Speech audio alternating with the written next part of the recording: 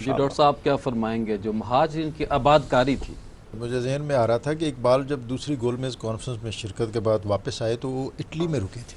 اور جو اطالوی ڈکٹیٹر تھا مسولینی، اس نے آپ سے ملاقات کی خواہش کا اظہار کیا۔ اس کی تفصیل ہے بڑی، لیکن میں جب وہ ملاقات ہوئی تو اقبال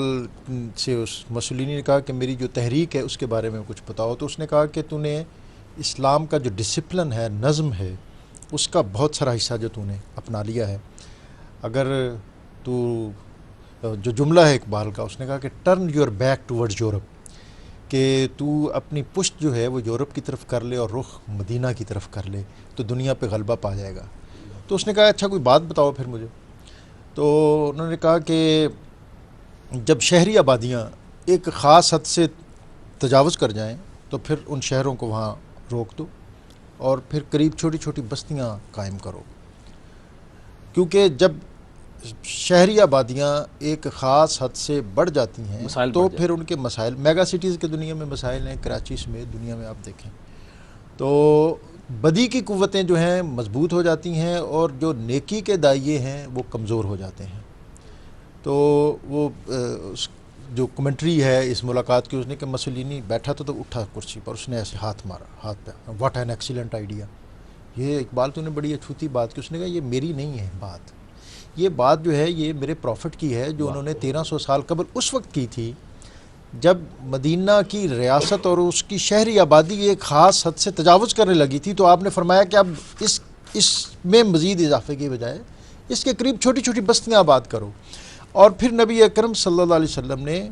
اپنی جو شہری آبادی، جو ہم بلدیاتی نظام جس کو ڈسکس کر رہے ہیں، کہ اس کے خد و خال اور اس ریاست مدینہ کے اس اوائل دور سے ہمیں کس طرح روشنی ملتی ہے، آپ نے ایک یونٹ بنایا 10 گھروں کا۔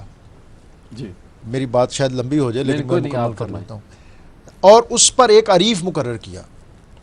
10 گھروں کا ایک یونٹ ہے، اس کے اوپر اس کا نگران ایک عریف ہے، اور پھر 10 عرفاء جو ہیں ان کے اوپر ایک نقیب ہے۔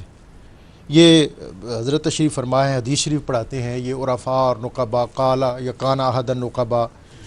کی یہ اصطلاحات عام پڑھتے ہیں۔ تو یہ جو عریف تھا اس کی ذمہ داری تھی کہ وہ جو 10 گھرانے اس کی کفالت یا اس کی ذمہ داری میں ہیں، ان کی ہیلتھ، ان کی ایجوکیشن،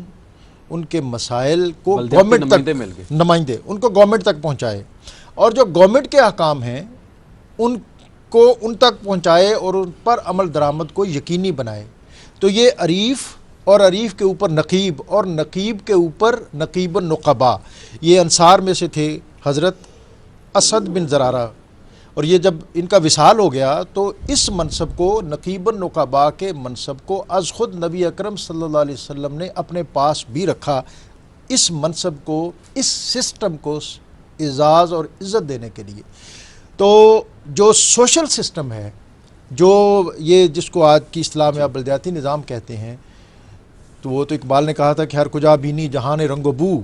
آن کے از خاکش بروئے ادارزو، یا ز نور مصطفیٰ اوراں بہاست، یا ہنوز اندر تلاش مصطفیٰست، کہ کائنات میں جہاں جہاں رنگ ہے، خوشبو ہے، روشنی ہے، نور ہے، نگہت ہے، یہ ساری نبی اکرم رسول محتشم صلی اللہ علیہ وسلم کے قدموں کی خیرات میں دنیا کو میسر آ رہی ہے۔ تو جہاں بھی جدت ہے، جہاں بھی انسانیت کی فلاح ہے، خیر ہے، تو اس کی آپ کڑیاں جہاں جدھر سے بھی ہو کے گزاریں تو ریاست مدینہ سے نبی اکرم صلی اللہ علیہ وسلم کے درد پہ آپ کو لے کے جائیں گے۔